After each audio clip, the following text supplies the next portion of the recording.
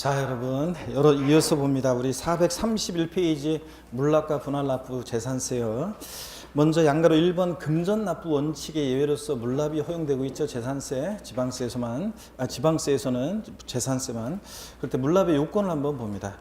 지자체장은 재산세 여기 밑줄입니다. 납부세액이 1천만 원 초과하는 경우에 밑줄이고요. 그 다음에 동그라미 1번 이렇게 번호 달아 놓습니다. 밑줄 그어놓고 납부세액 1천만 원 초과하는 경우에 밑줄이고 동그라미 1번. 납세무자 신청을 받아요. 밑줄이고 동그라미 2번입니다.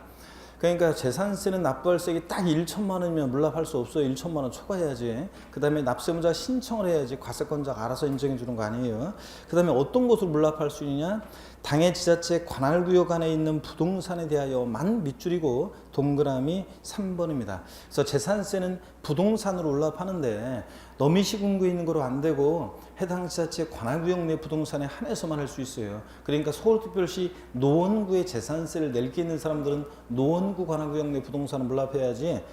서초구라든가 그 다음에 또 하남시라든가 이런 데 있는 거로 된다 안 된다는 얘기입니다. 시험에 나왔던 것은 재산세 물납 재산은 관할구역에 관계없이 부동산에 한한다. O, X요. X입니다. 또 국내에 소지하는 부동산에 한해서 물납할 수 있다. O, X요. X입니다. 국내 아니에요. 관할구역에 관계없이 아니고 해당 지자체 관할구역 내 소지하는 부동산에서만 할 수 있고요. 그 다음에 물납을 허가할 수 있다 밑줄이고 동그라미 4번입니다. 물납을 허가할 수 있다 밑줄이고 동그라미 4번. 그러니까 물납은 신청했다고 무조건 받아주는 게 아니에요. 관리처분상 부적당하다고 인정하면 물납 불허가 됩니다. 그래서 나중에 이제 기본서 나오면 자세하게 물납과 분할납부 요건을 보게 될 건데, 그럴 때 여러분 보시면 일단 납세무자가 물납을 신청했는데요. 그 세무공무원이 그 물납하겠다고 한 사람의 부동산 그걸 등기부등본을 띄워봤어요. 그랬더니 1번 저당권 설정돼 있고 2번 저당권 설정돼 있고 3번 가압류돼 있습니다. 등기부등본에 골치 아프겠죠. 그런 거 물납 받으면 물납 불허가 합니다. 그래서 물납은 불허가 하고요. 28회 시험에 나온 게 이제 이건데 나중에 기본서 나오면 나오는 내용인데, 물납을 불허가 했다고 해서 그대로 끝나는 게 아니라 과세 권한을 구역 내에 물납이 가능한 다른 부동산으로 물납을 변경해서 신청할 수 있고요. 또 변경해서 또 허가해서 또 할 수도 있습니다. 그래서 할 수 있는데, 근데 이제 28회 시험 때는 물납을 불허가 받았을 때 변경해서 다른 부동산은 물납 신청할 수 없고, 또 그다음에 그 현금으로만 금전으로만 물납할 수 있다 이런 식으로 질문이 나왔는데 당연히 틀렸죠 여러분들? 네? 물납 변경해서 허가할 수 있고, 또 그다음에 어떤 걸 물납한다 재산세는 부동산으로 해요. 자, 그런 얘기입니다. 그래서 네 가지 요건 꼭 알아둡니다. 납부할세 1천만 원 초과할 때 납세무자 신청을 받아 해당 지자체 관할구역 내 소지하는 부동산에 대해서만 허가받아 할 수 있다. 이거 꼭 기억하고, 그 다음에 분할납부입니다. 세금은 일시불 납부가 원칙인데 예외적으로 나눠낼 수도 있어요. 지자체장은 재산세 밑줄입니다. 납부세액이 500만 원 초과하는 경우에 밑줄이고 동그라미 1번입니다. 자, 재산세 물납은 1천만 원 초과인데 분할납부는 얼마요? 500만 원 초과할 때 할 수 있습니다. 근데 그래봤자 그림의 떡이에요, 서민들한테는. 자, 납부할세액이 재산세 500만 원 초과, 서민들한테는 그림의 떡인데요. 여러분, 여기 계신 여러분들을 내가 또 무시했나? 그러면 물어보겠습니다. 우리 집 재산세, 무슨 소리냐. 우리 집 재산세 500만 원 넘게 내고 계신 분이 계시면요. 손 들면 개인 프라이버시 침해니까 저한테 윙크 살짝 보내주면 됩니다. 자, 다시 저를 보면서 여러분. 자, 우리 집은 재산세를 500만 원 넘게 내고 있다 계신 분 윙크요. 없잖아요. 이게 그림의 떡이죠. 그러니까. 자, 500만 원 넘게 내고 계신 분들이 간혹 있으세요? 있으신데. 제가 꼭 이때 이제 실화를 얘기해 드리는데, 실제 있었던 일입니다. 서울 강동에서 예전에 강의할 때 있잖아요. 제가 이제 수강생들, 백킹형 수강생들 그 강의실에 그냥 들어서 앉아 있었는데, 이렇게 바로 앞에까지 교탁 바로 앞에까지 쫙 해가지고 이렇게 그 뒤에까지 앉아 있었는데, 제가 우리 집은 재산세 500만 원 넘게 내고 윙크 그랬더니 딱 보고서 없는 것 같아서 없죠. 그리고 딱 진도 나가려고 했더니 요 바로 앞에 앉아 계신 교탁 바로 앞에 앉아 계신 어떤 사장님이요. 60대 중반의 어떤 사장님이었는데 헛기침하더라고요. 왜 그러나 그래도 봤더니 하면서 저한테 윙크본에 사장님이 있긴 있었어요. 제가 그 사장님이 점심 먹자고 저한테도 여러 번 얘기하고 그래서 점심도 한 2번 먹었는데, 우리가 이제 항상 보면은 우리가 연식이 좀 되신 그 분들은 이게 보면은 꼭 이렇게 살아오신 당신의 얘기를 꼭 누구한테 얘기하고 싶어 하죠. 그래가지고 당신이 살아오신 얘기를 막 하시는데 제가 다른 건 다 괜찮겠는데 막 정치적인 얘기까지 막 하시면서 막 아주 막 그냥 그렇게 하시니까 제가 굉장히 밥 먹을 때 좀 부담스러워가지고 그 다음부터는 잘 안 먹었던 것 같은데 일단 그 사장님한테 들었던 얘기 중에 인상적인 게 뭐냐면 그분이 아무것도 없이 무일푼이로 시작했는데 집 한 채 만들기까지 고생했대요. 그리고 한 채에서 두 채 만들 때 시간이 좀 걸렸대요. 그래서 시간이 좀 오래 걸리고 고생했고 그런데 두 채에서 집이 세 채 될 때는 있잖아요. 시간이 얼마 안 걸리더래요. 세 채부터는 그냥 지절로 그 사장님 그 표현대로 사투리로 저절로 그냥 지절로 그냥 세 채가 네 채 되더니 네 채가 다섯 채 되고 조금씩 뭐 사고 팔고 하다 보니까 막 네 채가 다섯 채 되고 막 이러면서 뭐 상가 또 건물도 갖고 계시고 지방에 땅도 많이 갖고 계시고 막 그러신 사장님이었어요. 그래가지고 그런 얘기를 해주셨는데 그게 인상적이더라고요. 한 채 만들고 한 채, 두 채 되기가 어렵지 두 채부터는 쉽다 그런 얘기 하더라고요. 그 부동산 이제 사고 팔고 막 하니까. 자, 그런 얘기를 했습니다. 자, 다시 저를 봅니다. 재산세 분할 납부, 그 납부할세 얼마요? 500만 원 초과하는 경우에 분할 납부입니다. 밑줄이고 동그라미 1번. 또 납부할세의 일부를 밑줄이고 동그라미 2번입니다. 전부 아니고 일부를. 또 밑줄이요. 납부기한이 지난 날로부터 45일로 돼 있는데 이게 이제 2개월로 바뀔 예정이라고 돼 있는데 바뀌었어요. 그래서 자, 납부기한이 지난 날로부터 2개월 이내에 분할 납부하게 할 수 있다. 밑줄이고 동그라미 3번입니다. 그래서 재산세 분납기한은 납부기한 지나서 언제까지요? 2개월 내 분할 납부입니다. 이제 상식처럼 알고 있어야 돼. 이것도 시험에 나옵니다. 내년에. 자, 그럼 보세요, 여러분들. 재산세 납기가 예를 들어서 7월 16일부터 7월 31일까지다. 자, 납기가 건축물이어가지고 그러면 납부기한 지나가지고 자 이제 45일이었다가 45일로 하니까 헷갈린단 말이지 일반 국민들이 그잖아요. 무슨 말로 딱딱 끝나야 되는데 중간에 막 되니까 헷갈린단 말이에요. 45일 따지기도 그렇고 그래서 이걸 갖다가 2개월로 바꿨습니다. 자, 그래서 딱딱 떨어지도록. 그래서 납부기한 지나서 2개월이니까 언제입니까? 9월 30일까지 분할 납부할 수 있다는 얘기입니다. 그래서 분납 기한도 언제까지 할 수 있는지 꼭 알고 계셔야 됩니다. 이것도 만약에 토지분 재산세여가지고 납기가 9월 16일부터 9월 30일까지다 그러면 자 납부기한 지나서 2개월이니까 역시 언제입니까 여러분들? 11월 30일까지 분할 납부할 수 있다는 얘기입니다. 그래서 납부기한 지나서 2개월 내에 분할 납부할 수 있다. 이렇게 이것도 딱 알아두시고요. 자, 그러면 이렇게 해서 물납과 분할 납부 요건을 봤습니다. 432페이지 얼마를 어떻게 분할 납부할 수 있느냐 432페이지 표에 보니까 분할 납부 처리 기준이 나와 있는데 요건 나중에 우리가 배우도록 하겠습니다. 얼마를 어떻게 분할 납부하느냐 나중에 배우고요. 그 다음에 신탁재산에 대한 특례 이것도 나중에 좀 배우고요. 8번에 소유권 변동 신고 있죠? 이게 어떤 건지 한번 보겠습니다. 재산세, 소유권 변동 등의 사유가 발생한 경우에 자, 해당하는 자는 과세 기준일로부터 10일 이내에 밑줄입니다. 과세 기준일로부터 사유 발생일로부터 아니고 과세 기준일로부터 10일 이내에 그 소재에 관한 지자체에게 그 사실을 알 수 있는 증거 자료를 갖추어 신고해야 한다 되어 있습니다. 이게 어떤 얘기인지 소개해 드릴게요, 여러분들. 우리 재산세 납세무자를 배웠었는데 갑이라는 사람과 을이라는 사람이 부동산 거래를 한다, 매매한다 그럴 때 이거 배웠어요. 누가 재산세 납세무자가 될 거냐를 할 때 만약에 계약금, 중도금, 잔금이 2018년 만약에 5월 31일 날 잔금을 치렀고요. 소유권 이전 등기는 을 명의로 이전 등기는 6월 20일 날 등기가 됐어요. 재산세 당연도 누가 납세무자가 되느냐 판단할 때 항상 재산세를 언제 기준으로 판단해요? 과세 기준 6월 1일 기준으로 판단합니다. 자, 보세요.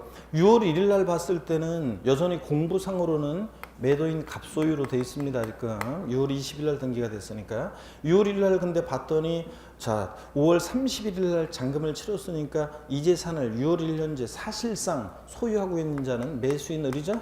아직 등기 안 됐지만 사실상 소유하는 자.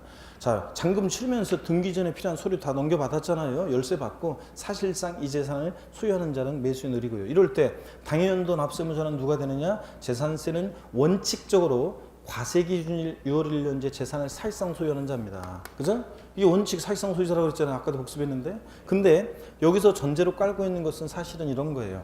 자, 여기 보세요. 권리 변동이 있는데 과세 기준일까지 등기가 이행이 안 됐을 때는요, 이 공부상 소유자가 계약서 첨부해서 시장군수한테 계약서 첨부해서 과세기준일로부터 자 사유 발생일이 아니라 항상 재산세는 언제부터 그럼 언제부터냐면 과세기준일로부터요. 과세기준일로부터 자 10일 이내 그러니까 6월 10일까지요.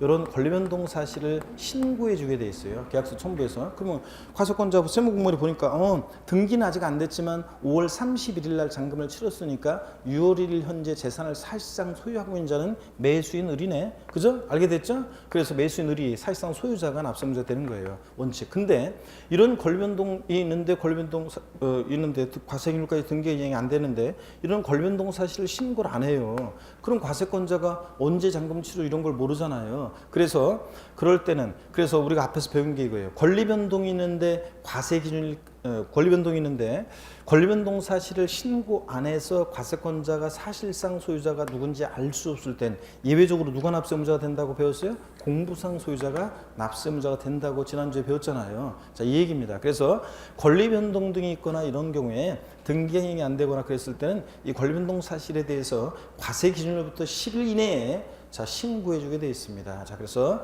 이런 신고를 얘기합니다. 나중에 이제 이런 이 신고에 대해서 자세히 좀 더 배웁니다. 이런 신고를 안 했다고 해서 가산세 제재를 받지는 않습니다. 나중에 이제 자세한 얘기는 그때 배웁니다. 자 오늘은 하여튼 소유권 변동 등의 사실이 있거나 그럴 때 이 권리변동 사실을 신고해 주게 되어 있습니다. 과세기준일로 며칠 이내? 10일 이내 그런 얘기를 하는 거. 그 다음에 9번의 가상금과 중과상금인데 이건 조세 총론에서 다 했어요. 자 재산세처럼 보통 징수하는 세금이요. 자 세무공무원이 세금 계산해서 납세무자에게 납세 고지서를 발부해서 징수하는데 그 고지서에 기재된 납부 기한 내에 세금을 미납부했다. 어떤 제재를 받는다? 가산금이 적용됩니다. 그 얘기입니다. 그래서 재산세 납부기한까지 완납하지 않을 때 납부기한이 경과한 날부터 체납된 재산세에 대해서 몇 프로 가산금 묻습니까? 하루만 지나도 3%, 100분의 3 가산금 징수하고요. 밑줄. 다만 국가와 지자체에 대해서는 가산금을 징수하지 아니한다. 당근이지 자기들끼리 조금 늦었다고 가산금 부과할 수는 없잖아요. 세금 갖다가 가산금 낼 수는 없으니까 국가 지자체에 대해서는 가산금은 적용하지 않습니다.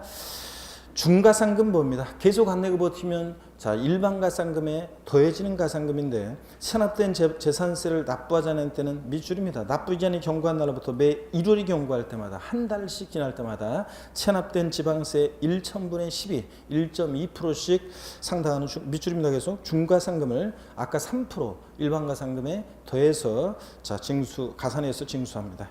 이 경우 중가상금이요 끝까지 버티게 되면 평생 따라붙는 것은 아니고 언제까지만 중가상금 분다 그러세요? 60개월, 5년, 60개월을 초과하지 못하도록 합니다. 밑줄. 자 다만 중가상금을 적용할 때 체납한 지방세가 또 밑줄입니다. 30만 원 미만인 경우에는 중가상금을 징수하지 않아요. 그러면 체납한 지방세가 딱 30만 원이면 중가상금을 적용한다 안 한다? 딱 30만 원이면 중가상금 적용합니다.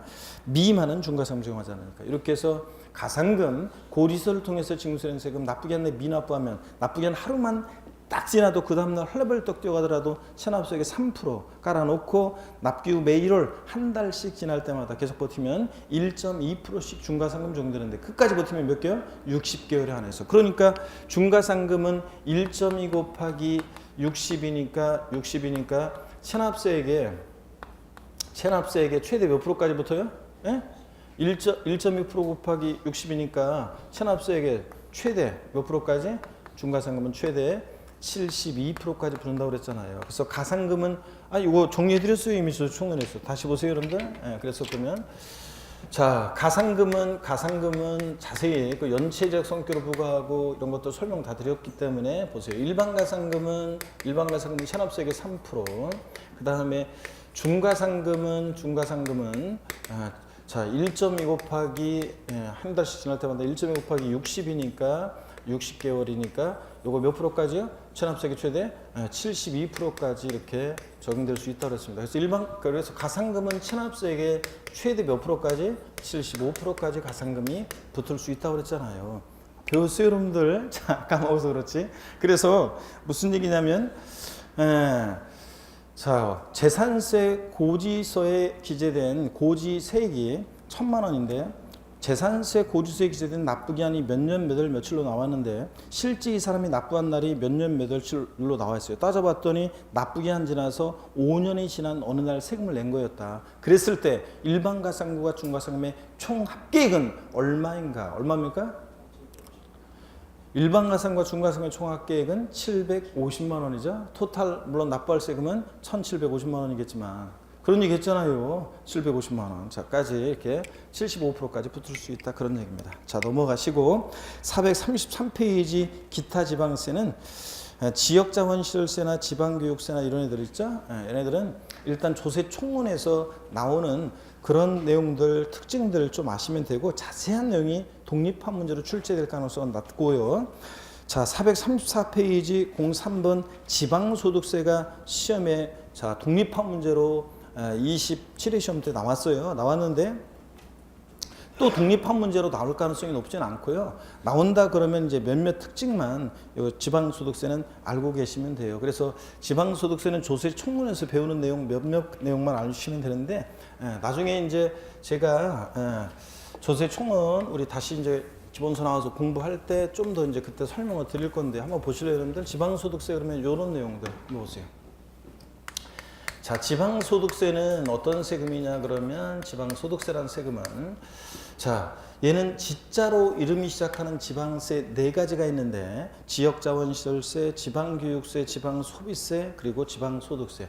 지자로 이름 시작하는 4가지 중에서 3가지가 과세주체가 도세인데 얘만 과세주체가 시군이라고 했습니다. 특광시군. 도가 아니라 시군이 과세주체가 되는 그런 세금이라고 했습니다. 예. 자, 그래서 지자로 이름 시작하는 애들 지방세 4가지 중에서 지방소득세만 시군세고 나머지는 도세입니다, 여러분. 이런 거 할 때 조세총론을 했었고요. 그 다음에 지방소득세는 얘는요, 어떤 세금이냐면 소액징수 면제, 면세점 취득세고 소액징수 면제 규정이 적용돼요. 특이하게도 소액징수 면제 규정이 적용되는데 지방소득세 소액징수 면제 규정이 적용돼서 지방소득세 세액이 2,000원 미만이면 지방소득세를 징수하지 않습니다, 여러분. 27회 시험 때 지방소득세에 관한 설명 틀린 것은 그래서 정답 지문이 지방소득세 세액이 2,000원인 경우에 지방소득세를 징수하지 아니한다. O, X요. X입니다. 2,000원이면 징수합니다. 미만은 징수하지 않으니까 이런 내용. 그 다음에 지방소득세는 여기 한번 보세요. 개인지방소득세와 법인지방소득세로 나눠져요. 자, 그랬을 때 개인지방소득세라는 것은 자, 어떤 거냐면 개인지방소득세는 소득세 납세 의무자가요. 소득세 납세 의무자가 소득세법에 규정된 그 소득세법에서 계산한 그 소득을 과세 표준으로 해서 이제 계산되는 게 받는 게 개인지방소득세고 법인지방소득세는 법인세 납세 의무자가 법인세법에 의해서 계산한 소득을 과세 표준으로 해서 계산하는 게 이제 부과하는 게 법인지방소득세입니다. 근데 우리는 법인세는 우리 시험 범위가 아니니까 법인지방소득세는 시험과 관계가 없고 개인지방소득세인데 얘는요 종합소득에 대한 개인지방소득세 그 다음에 뭐 양도소득에 대한 개인지방소득세 이렇게 나눠져요. 당연히 우리 시험에서 나온다 그러면 양도소득에 대한 개인지방소득세를 물어보는데 이 지방소득세는요 소득세법에 의해서 계산한 소득을 과세 표준으로 해서 이제 세금이 계산되는데 소득세법 규정을 대부분 준용해요. 그래서 여러분요 이 양도소득에 대한 개인지방소득세는 우리가 소득세 배운 그 지식으로 문제를 풀면 돼요. 대부분 그 규정을 준용하니까. 그래서 제가 27회 시험 전에도 이런 얘기 했어요. 지방소득세는 독립한 문제로 출제될 가능성이 낮다 그랬어요. 근데 나왔어요. 자, 출제될 가능성이 낮은데 나왔다 그러면 이런 몇몇 특징만 알고 있으면 된다. 그리고 나머지 내용들은 소득세법에서 배운 소득세법 배운 그 규정을 대부분 준용하니까 그 지식으로 문제 풀면 된다고 했는데 역시 뭐 정답이 이거였기 때문에 저한테 배운 분들은 정답을 쉽게 고를 수 있었습니다, 여러분들. 그런 문제가 나왔어요. 자, 어떻게간에 똑같습니다. 그래서 소득세법 규정을 대부분 준용하니까 그 지식으로 문제를 풀면 되는데 다만 차이점이 있다 그러면 요 소득세 적용되는 세율에 소득세 차이점이 있다 그러면 단 이런 거예요. 소득세 적용되는 소득세법에 소득세 적용되는 세율에 약 10분의 1 정도의 세율을 적용해요. 10분의 1의 세율을 적용해요. 10분의 1 세율을. 그러니까 만약에 자 보세요. 양도소득세요. 양도세. 예를 들어서 일반적인 토지, 건물, 부동산에 관한 권리 요거 만약에 등기됐는데 1년 미만 보유하고 양도하면 미리 말씀드리면 50%거든요. 그러면 양도소득세가 50%면 얘는 몇 프로? 5%. 1년 이상 2년 미만 보유하고 양도하면 40%거든요. 그럼 얘는 몇 프로? 지방소득세는 4%. 그 다음에 또 이게 만약에 등기되고 2년 이상 보유했다 그러면 올해 이제 이따가 다음에 우리가 말씀드리겠지만 양도세 할 때 소득세법 세율이 개정돼서 6에서 40%였었다가 6에서 42% 최고 구간이 신설이 돼서 이제 또 6에서 42%까지 초과 누진세 규정되는데 그러면 얘는 그러면 6에서 42%니까 얘는 그 양도세 세율이 그럼 거기에 10분의 1이니까 0.6%부터 몇 프로까지요? 4.2%까지 세율이 적용된다 그런 얘기입니다. 그래서 그거만 소득세 세율 적용된 세율이 10분의 1 세율 적용된다 뭐 이런 것들이 좀 다른 점이고 나머지 웬만한 규정은 다 소득세 배운 지식으로 문제 풀면 되고요. 그래서 다른 점은 뭐 이런 거예요. 얘는 지방세니까 지자로 이름 시작하는 들 지방세 중에서 얘는 과세주체가 특광 시군입니다. 지방소득세만 특광 시군이고 나머지 지자로 이름 시작하는 지방세는 특광도 도세고 소액징수면제 규정이 적용돼서 세액이 2,000원 미만이면 징수하지 않고요. 이런 것들 자 이런 정도 하고 이렇게 이런 내용들 몇몇 특징만 이제 알고 계시면 돼요. 지방소득세는 자 그러면 된다. 지금은 넘어갑니다. 그냥 뭐 볼 필요도 없이 넘어가세요. 자 기타 지방세 넘어가고 지역자원시설세나 뭐 지방교육세가 독립화 문제로 나올 가능성은 굉장히 낮기 때문에 나중에 조세 총론에서 배운 그 특징으로 문제를 푸시면 돼요. 지금은 넘어갑니다. 자 이렇게 해서 제1편 조세 총론 다 봤고 제2편 지방세 다 봤고 제3편 이제 국세입니다. 그래서 국세 종합부동산세와 양도소득세를 중심으로 공부하는데 438페이지 종합부동산세입니다, 여러분. 자 그러면 종부세 관해서 잠깐 말씀을 좀 드려보겠습니다. 여기 보시면 자 여러분 이쪽 와서 한번 봅니다. 종합부동산세는 어떤 세금이냐. 자 종합부동산세 고개를 한번 드시고요. 또 어깨 한번 돌리시고 아이고 뒤로 좀 돌리시고 자 스트레칭을 하시면서 자 보시면 이 종합부동산세는 어떤 세금이냐. 종합부동산세 종합부동산세는 한 문제가 출제가 되죠. 한 문제가 출제되고 부동산 보유 시부가 되는 대표적인 국세인데 문제는 한 문제가 출제되는데 28회 시험에서는 지난 28회 시험에서는 종합부동산세 문제가 있잖아요. 오지선다 중에서 종합 문제로 이렇게 출제가 되는데 오지선다 중에서 지문 3개는 수업 시간에 배운 가장 기본적인 내용들이 출제가 됐고요. 그 다음에 2개가 세부담 상한과 관련한 아주 깊은 내용이 출제가 됐어요. 그래서 2개 지금 깔아놨는데, 그럼 보세요. 문제가 오지선다 중에서 3개는 확실하게 아니에요. 확실하게 배운 거예요. 2개가 처음 보는 거란 말이죠. 그러면 처음 보는 건데 이 2개 지문 중에서 뭔가 지문을 보면요, 뭔가 바꿀 만한 것이 있는 어떤 지문을 있느냐를 봤을 때는 요 3번 지문보다는 요 3번 지문에서 바꿀 만한 게 별로 없어요. 내용이 보면 4번 지문이 딱 보면 이런 것들을 바꿀 수 있겠다. 이런 것도 바꿀 수 있겠는데 하나는 그런 것들이 막 들어있는 지문이었어요. 그러면 자 3개 확실하게 제껴내고 뭐 낯선 것 중에서 2개 중에서 이걸 확실하게 맞았으니까 그러면 여기 이제 뭔가 바꿀 만한 게 많이 있단 말이에요. 그럼 이걸 찍고 넘어갔어야 돼요, 여러분들. 자 이렇게 한 사람들은 자 이번 시험 자 28회 시험 어렵게 출제해서 5문제 정도는 아예 틀리라고 냈는데도 한 문제밖에 안 틀리고 2문제밖에 안 틀리고 이런 분들이 바로 이렇게 고득점한 사람은 이런 거를 잘 해서 그런 거예요.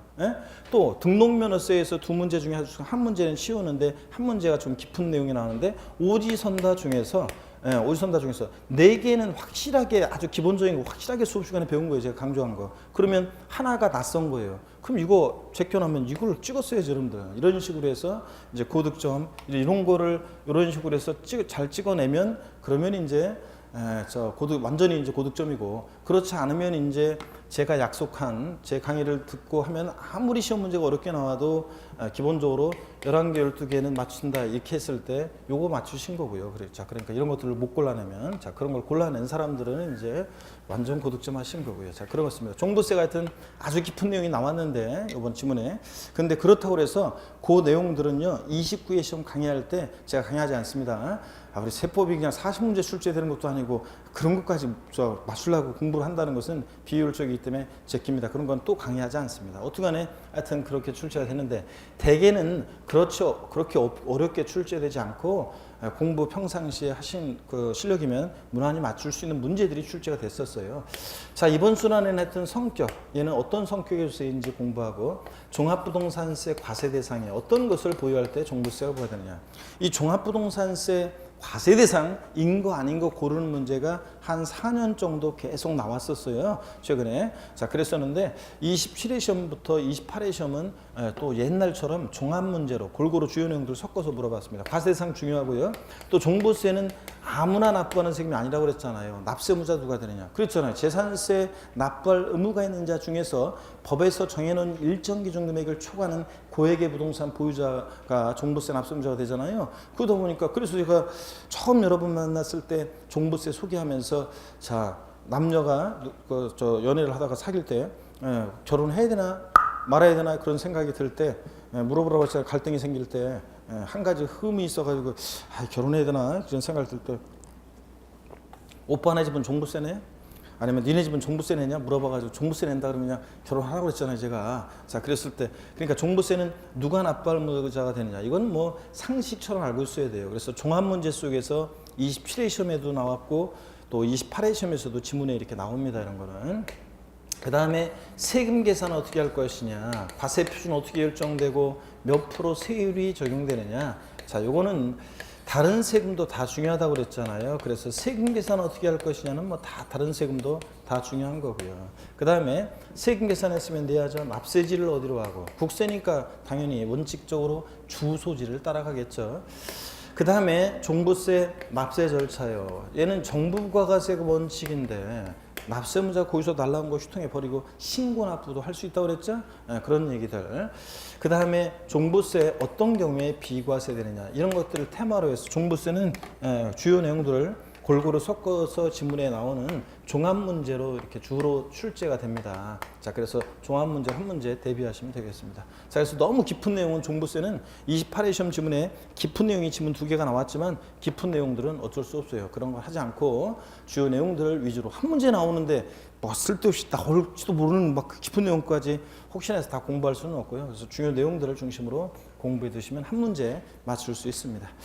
자, 그 다음에 438페이지 그러면 교재를 봅니다, 여러분. 종합부동산세 총칙 그래가지고 목적이 나와 있는데요. 종합부동산세법 1조에 보면 지금 요 목적이 쭉 나와 있어요. 자, 줄 긋고 외우는 게 아니고요. 읽어보면 그럴듯한 말로 돼 있는데 종합부동산세를 도입한 이유는요. 2005년도에 부동산 과열기에 부동산 가격, 부동산 투기 억제, 과다 보유 억제, 자, 그래가지고 부동산 가격 안정을 도모하기 위해서 도입한 세금이에요. 자, 그러면 다시요. 종부세 이해하시려면 요 말을 항상 도입한 취지를 이해하셔야 돼요. 부동산 과다 보유 억제, 투기 억제에서 부동산 가격 안정을 도모하기 위해서 도입한 세금이라는 거예요. 요걸 항상 기억하시고요. 특징을 봅니다. 종합부동산세는 국세고 뭐 보통세고 직접세, 보유세, 뭐 이런 건 뭐 우리 시험에 관계된 5개 주요 세목은 다 직접세고 보통세고 독립세고 종가세 정도 이런 것들. 그 다음에 응능세라는 거는 그냥 말뜻 말면 된다고 그랬어요. 조세부담 능력에 응해서 부과하는 세금이고요. 인세입니다. 자, 종부세, 양도소득세, 국세 2개 주요 세목은 인세라고 그랬어요. 그러니까 전국에 있는 토지나 주택 가격을 소유자를 어떻게 합니까? 합산해서 과세합니다. 자, 그래서 그런 얘기고 동그라미 2번 종합부동산세는 과세 표준과 세액을 납세지 관할 세무상에 부과하는 정부 부과과세하는 그런 세금이고요. 동그라미 3번 종부세는 전국에 있는 토지나 주택 가격을 소유자별로 합산해서 보유 정도에 따라서 초과 누진세를 적용하는데요.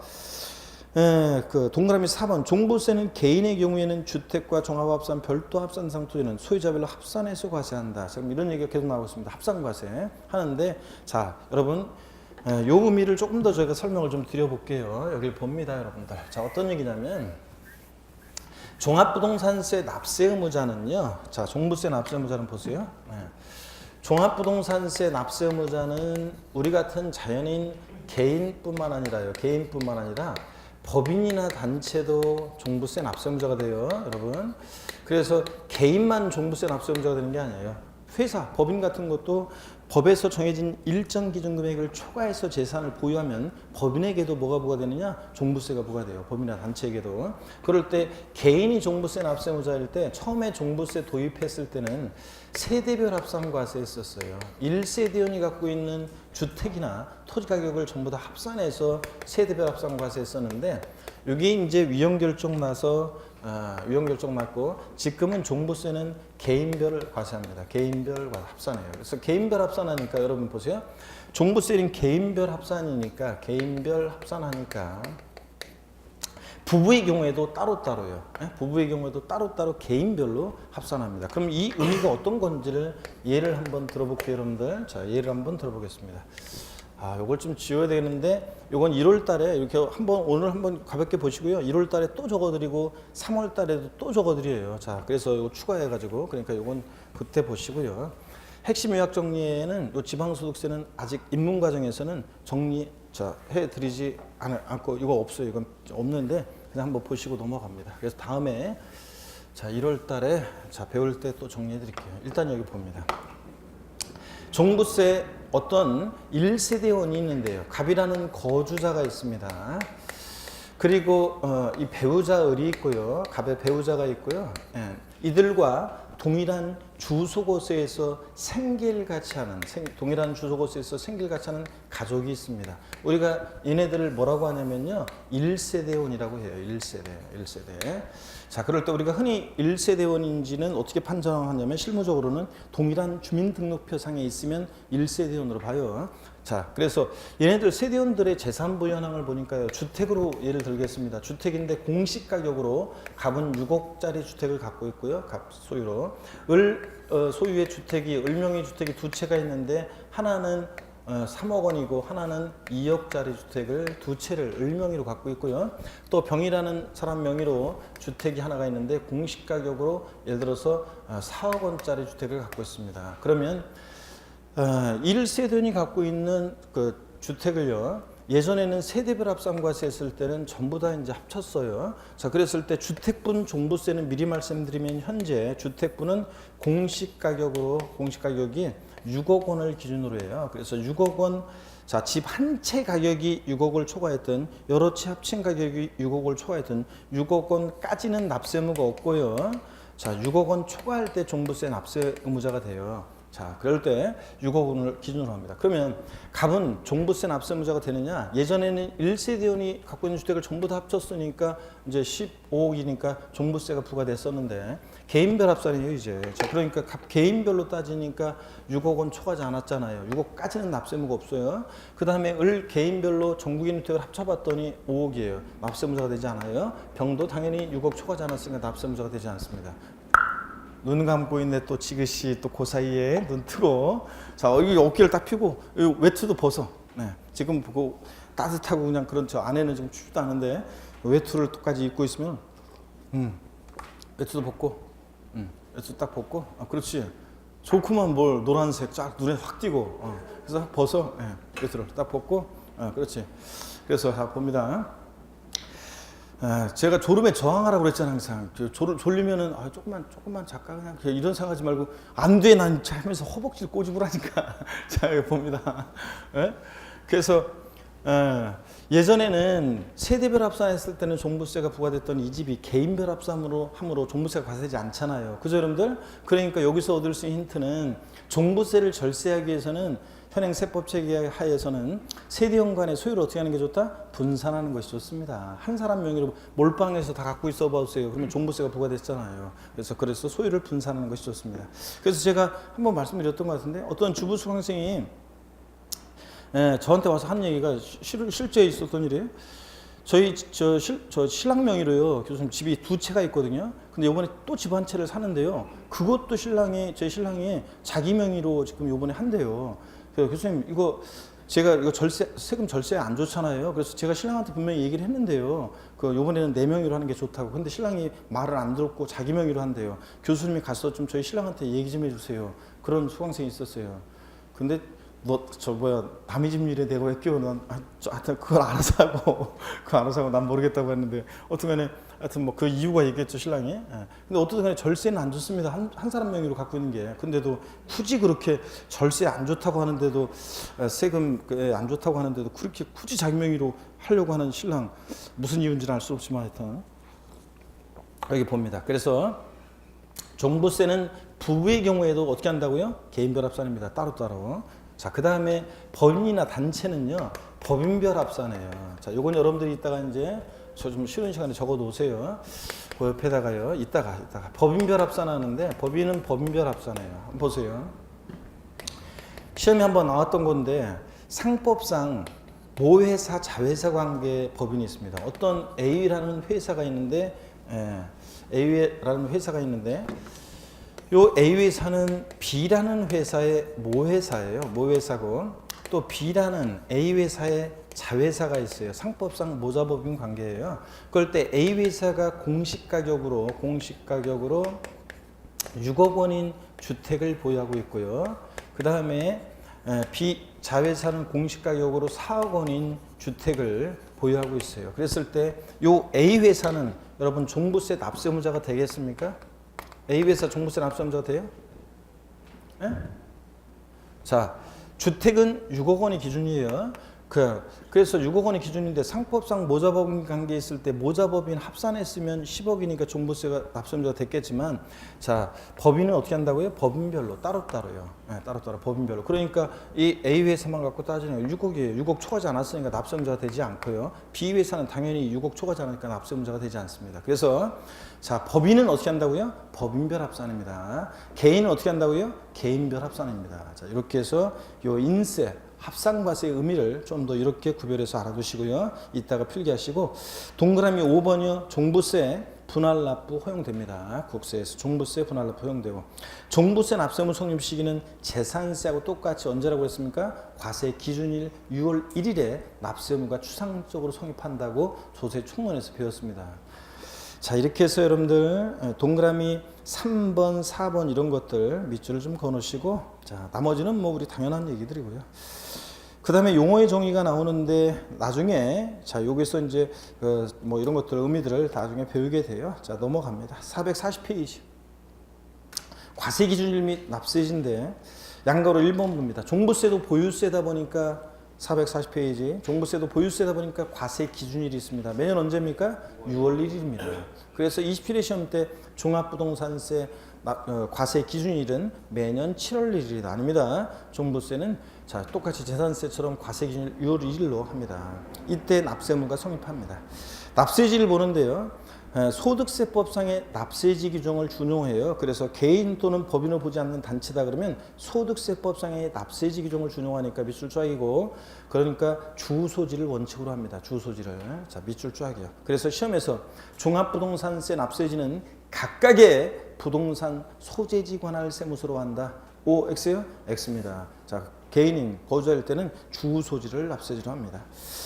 그 다음에 5번 과세구분 및 세액인데, 요거는요 좀 이따가 종부세 대상을 좀 보시고 설명 듣고 보셔야 됩니다. 그래서 제가 먼저 종합부동산세 과세 대상 중요하다고 그랬지, 안 중요하다고 그랬지? 중요하다고 그랬죠? 시험에 한 4년 계속 나왔었고 최근에. 그래서 종부세 과세 대상 어떤 게 종부세인지를 먼저 제가 설명을 드리고 교재를 보겠습니다. 제가 한꺼번에 우리 교재가 서술이 주택에 대한 종부세, 토지에 대한 종부세 나눠져 있는데 이걸 몰아서 한 번에 설명을 드릴 테니까, 자, 보시고 또 교재를 이따 같이 보겠습니다. 자, 절 봅니다, 여러분들.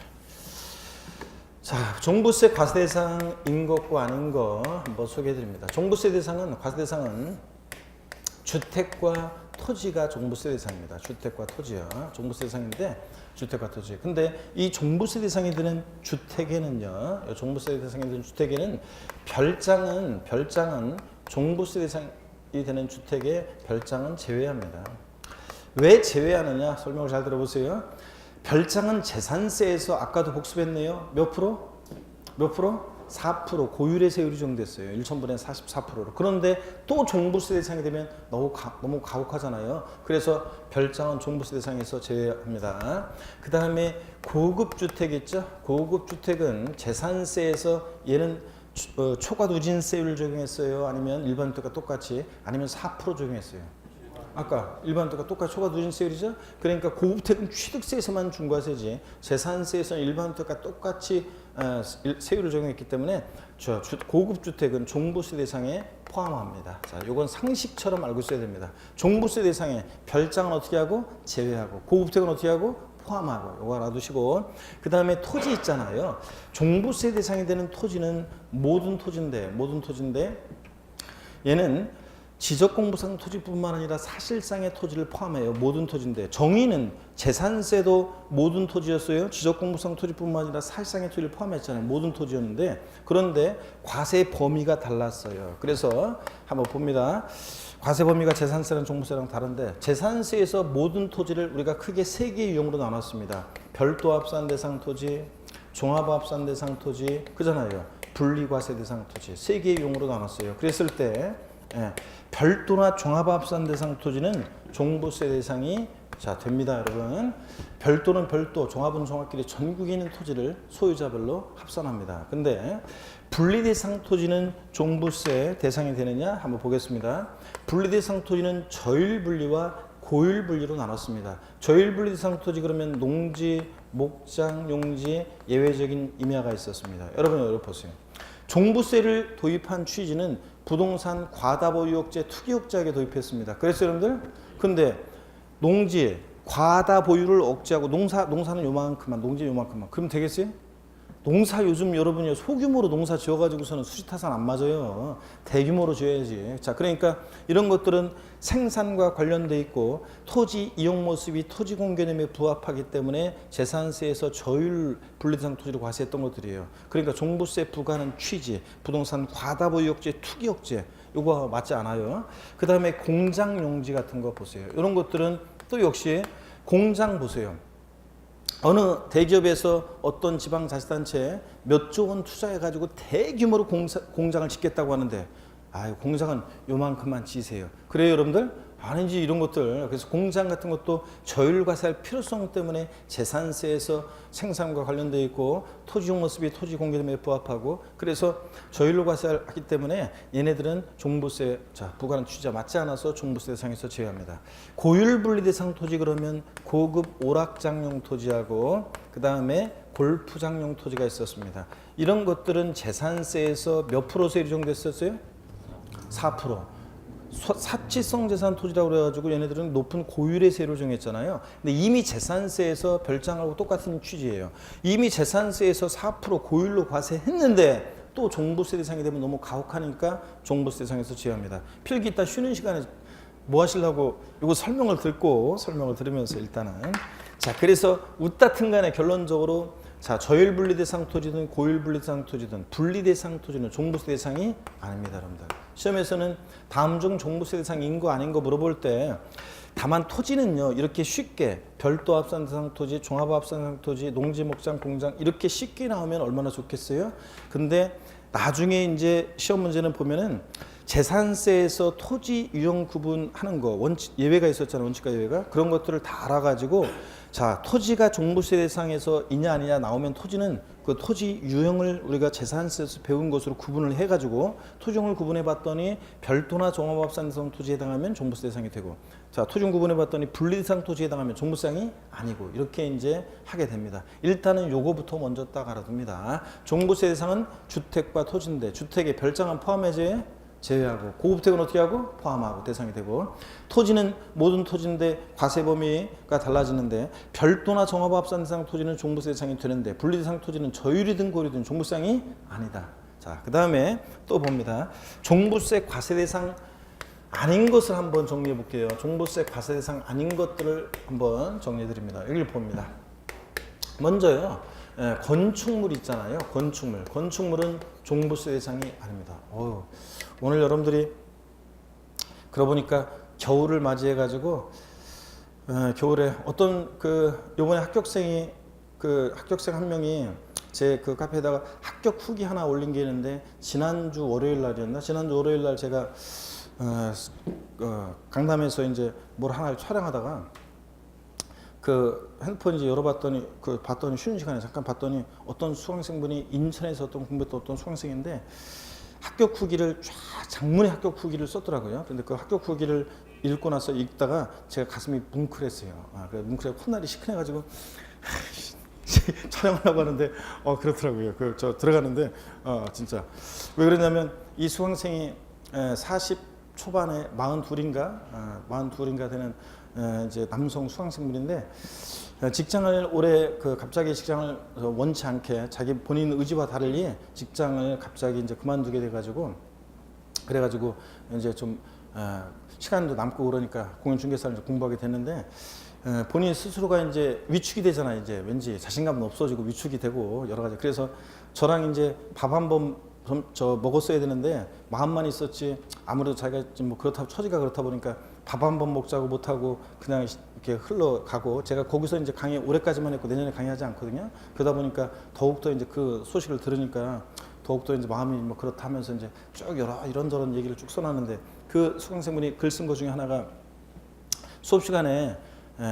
시를 한 편씩 가끔씩 읊어주잖아요. 제가 오늘은 제대로, 지난번에 짧은 거였죠? 오늘은 제대로 시 한 편 제가 읽다가 보다가 겨울과 관련한 시 하나 읊어주려고 읽다가 좀 와닿는 게 있어가지고 하나 읽어주려고 했는데, 그 시를 가끔씩 읽어주고 그랬던 거 수업 시간에. 그걸 읽어줄 때 다른 세상에 와 있는 것처럼 마음도 위안을 받고 막 그런 어떤 얘기들을 쭉 썼더라고요. 그래서 그 글을 보고서 제가 그래, 꼭 이번 주에는 글 한 편씩, 시 한 편씩을 읊어줘야지. 제가 그렇게 해서 이렇게 준비한 게 하나가 있어요. 그런데 두 번째 시간에 원래 여러분들 아까 집중력 좀 떨어지려고 하길래 그때 읽어주려고 했는데 우트가다 그냥 지나왔네.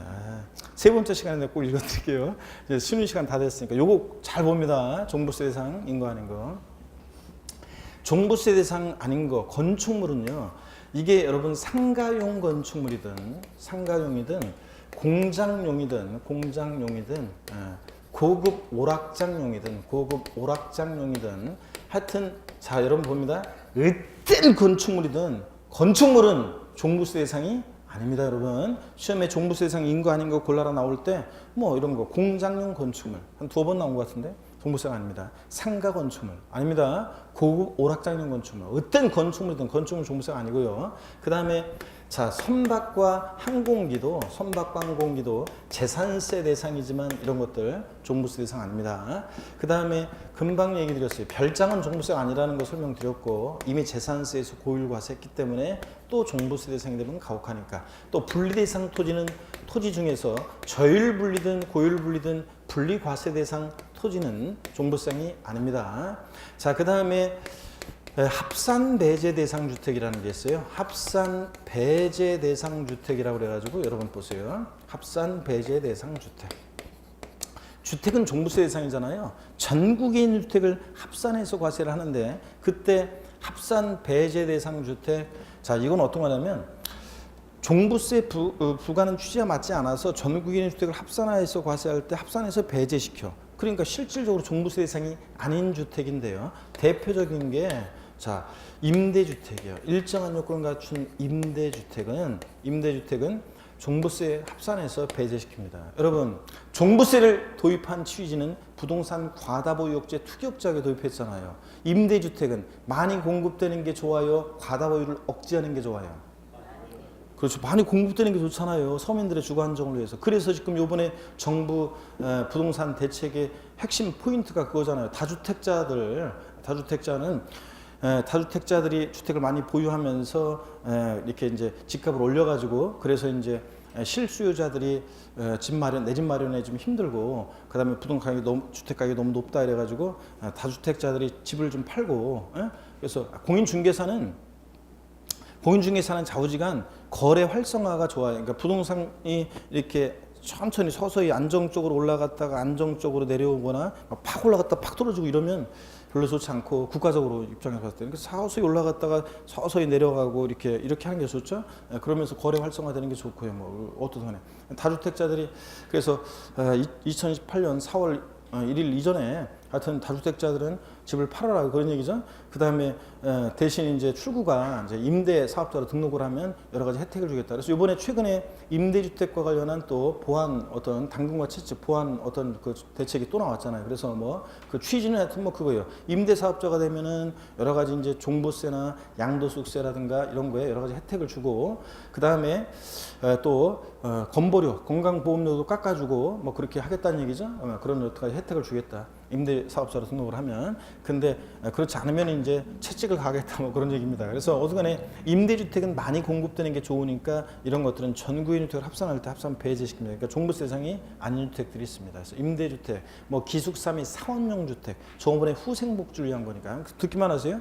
또 주택건설사업자 미분양주택. 주택건설사업자가 집 졌는데 미분양돼서 어쩔 수 없이 갖고 있는 거잖아요. 예? 투기 목적으로 갖고 있는 게 아니라. 그 다음에 또 등록 문화재 주택 같은 거, 또 가정 어린이집용 주택 같은 이런 것들, 종부세 부과하는 취지, 부동산 과다보유억제, 투기억제와 맞지 않는 이런 것들은 이제 합산해서 배제시키는 주택들이 있습니다. 이렇게 해서 자 결론은요. 종부세 대상인 것과 아닌 것 반드시 여러분들이 알고 계셔야 되겠습니다. 이런 것들. 자, 이런 것들을 반드시 알고 있어야 됩니다. 그래서 우리 교재가 분리돼서 서술이 되어 있기 때문에 제가 한꺼번에 일단 요 소개를 해드렸고, 그리고 이제 요걸 그 위에다가 어디다 필기해 놓고 나중에 쉬는 시간에, 그리고 440페이지 5번을 좀 보겠습니다. 자, 요거 보고 잠깐 쉴게요. 과세구분 및 세금인데, 종합부동산세는 주택에 대한 종부세와 주택의 동그라미, 토지에 대한 종부세, 토지의 동그라미요. 그리고 쭉 밑줄입니다. 세액을 합한 금액을 그 세액으로 합니다. 그러니까 종부세는 주택에 대한 종부세와 토지에 대한 종부세, 세액을 합한 금액으로 합니다. 내가 토지도 갖고 있는데 종부세 대상이 돼, 내 주택도 갖고 있는데 종부세 대상이 돼, 각각 종부세 계산해서 합한 게 종부세입니다. 근데 시험에서는 이걸 어떻게 내느냐? 종합부동산세는 주택에 대한 종합부동산세와 토지 및 건축물에 대한 종부세 세액을 합한 금액을 그 세액으로 한다. OX요. X입니다. 제가 뭘 집어넣었어요? 건축물 슬쩍 집어넣잖아요. 이런 거예요. 양가로 2번 토지에 대한 종합부동산세 세액은 토지분 종합합산세액과 토지분 별도합산세액을 합한 금액을 한다. 밑줄 쫙 꺼놓고 종합의 동그라미, 별도의 동그라미야. 자, 내가 나대리 잡종지 같은 것도 갖고 있는데 종부세 대상이 됐어. 그럼 종합합산 토지에 대한 종부세 세액 계산하고, 내가 상가 토지도 갖고 있는데 종부세 대상이 됐어. 그러면 별도 합산 대상 토지에 대한 종부세 세액 계산합니다. 자, 그래서 합한 게 토지에 대한 종부세인데 시험에서는 이걸 어떻게 내느냐? 토지에 대한 종합부동산세 세액은 토지분 종합합산세액과 토지분 별도 합산 및 분리과세 세액을 합한 금액으로 한다. 오, X예요. X입니다. 요거 분리상 토지를 슬쩍 집어넣습니다. 6번 비과세입니다. 재산세, 비과세, 과세면제 경감에 관한 규정은요, 종부세 부과할 때 준용한다. 밑줄 쫙입니다. 그래서 재산세에서 국가 등이 소유하는 재산, 재산세, 비과세인데 당연히 종부세도 보다 비과세입니다, 여러분들.